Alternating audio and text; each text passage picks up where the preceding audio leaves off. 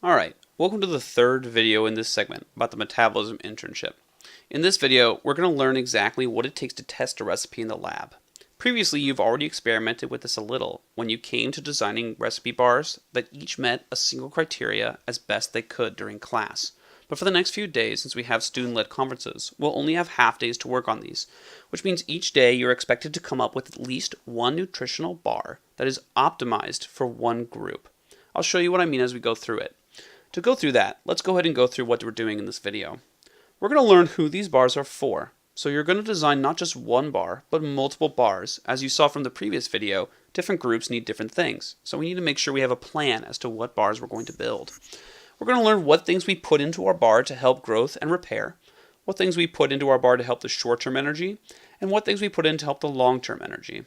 You may have experimented with some of these already, but I want to make sure you know for certain what you're doing before I let you go to finish the lesson.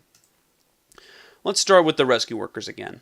To go over them very briefly, rescue worker 1 needs a source of energy that lasts.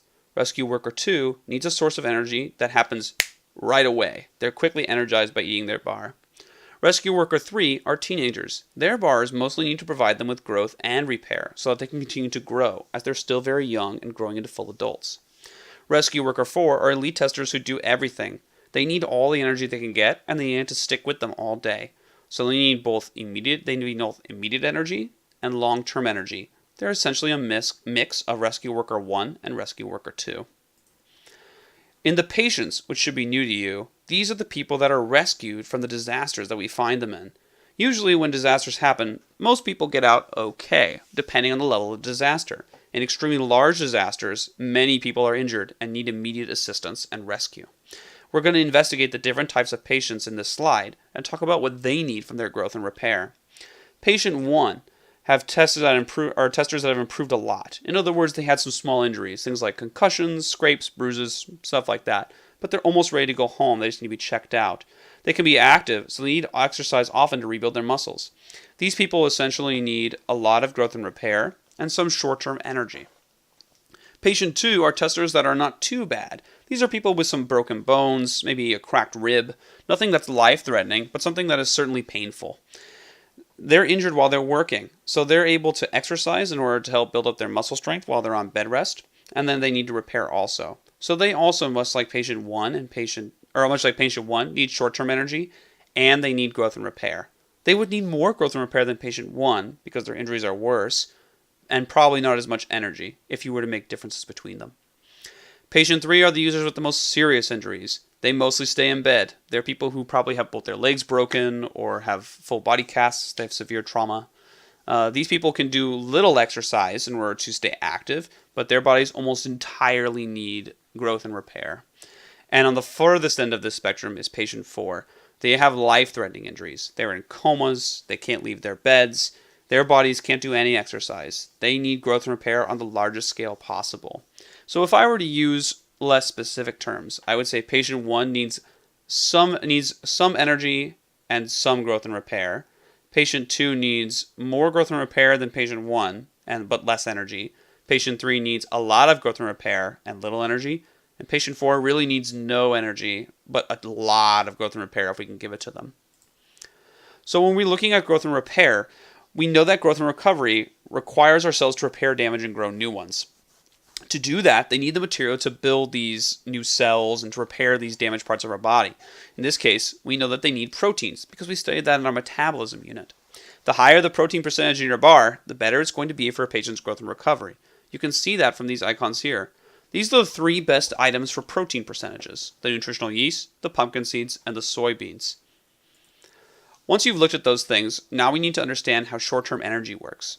Remember that cells get their energy from glucose and oxygen. Our bars won't have oxygen in them because then they'd be made of air, but they will have carbohydrates.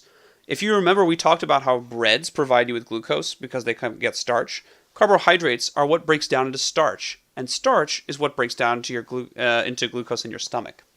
The energy from carbohydrates comes quickly or it comes slowly depending on which type of food it is. If the glycemic index is high, the energy comes quickly.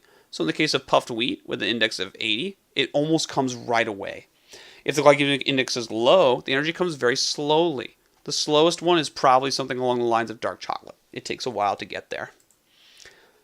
Foods with a low glycemic index, for example, take longer to provide energy. As you can see, I've put dark chocolate here with 23, soybeans at 15, and yeast at 2. Yeast is the slowest, and that makes sense because it's made from proteins, and proteins are much harder for your body to digest than carbohydrates are. When making a bar with energy that lasts, the more you put in with the low index, the longer it takes. So if you have a bar that's half low, and as it says here, a bar with energy that lasts, you need to have a bar with an even mix of low and high glycemic indexes. This is because your body will break down the high glycemic index first, and it will fuel you as you go, and then the low glycemic index will start to break down as the first part wears off. Alright, now that you understand those things are done, I want to direct you back to the dossier. You should have been using this dossier in the previous section in order to learn more about the ingredients. You'll notice here they have... Oh, this is the refer proposal. Sorry, one more forward. There we go. You'll notice here they have pictures of each one, which I've shown you before, and they also have the details for each one as well. These details are also included in the recipe tester tool, which you've seen. It looks like this. But it might be easier for some of you to see them in a table than it would in this picture. It's just a preference, but you can use it if you need more information. Today you're going to be focusing on reading the Designing a Futura bar. The test users I've gone over with you, rescue workers 1 through 4, and patients 1 through 4. But you can find more information about how to select the information and how to see what's low, medium, and high in terms of energy release here below. This is valuable information you can use, and I expect you to read it on your own in order to teach yourself how to use these tools. Again, I will help you some, but the goal of this unit is that you be an independent learner. And the big part of that is using what you have to figure out what to do on your own. Once you've done that, you can go ahead and go back to message 3 to make sure you haven't missed anything.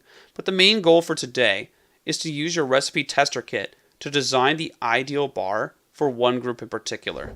In this case, you should be designing for either rescue workers 1, 2, 3, or 4. And once you have it done, show it to me so that I can tell you how well it's done. Alright, with that said, you're ready to get started on the lesson.